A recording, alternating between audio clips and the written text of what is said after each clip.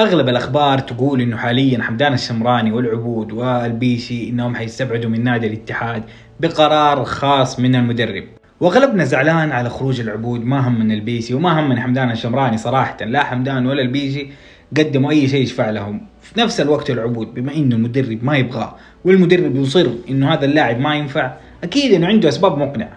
مدربين اوروبا دائما عندهم صرامة، مستعدين يتنازلوا عن افضل لاعب بالفريق مقابل انه المنظومة كاملة تكون منضبطة، وهذا الشيء موجود في اوروبا، انه ممكن مدرب يستغني عن لاعب مهم بفريقه مقابل انه المنظومة كاملة تكون ممتازة.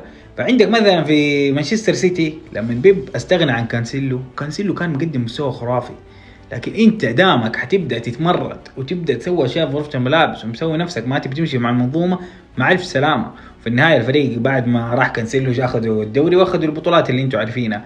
فنفس الشيء مع الاتحاد، رغم انه كنا نطالب وكنا زعلانين على المدرب وانه لعب العبود ولعب الفلاني ولعب، في النهايه مين اللي انتصر؟ المدرب ابخص بذي الامور.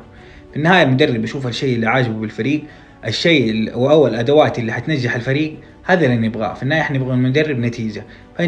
اي لاعب يبغى يمشي الله يوفقه. في النهايه حاليا الوضع صار ان احنا نتكلم على لاعبين كبار، انت عندك بنزيما وكانتي، وعندك في دوريك لعيبه بالهبل، فيرمينيو وكولوبالي ولاعبين كثير، فما حتيجي توقف دحين على لاعب. صح العبود انا احبه، لاعب مهاري وسريع، لكن انا بالنسبه لي المدرب هو ادرى بالامور، ما حيشخصنها كده عبط، لكن اكيد انه في حاجات صايره احنا ما احنا دارين عنها.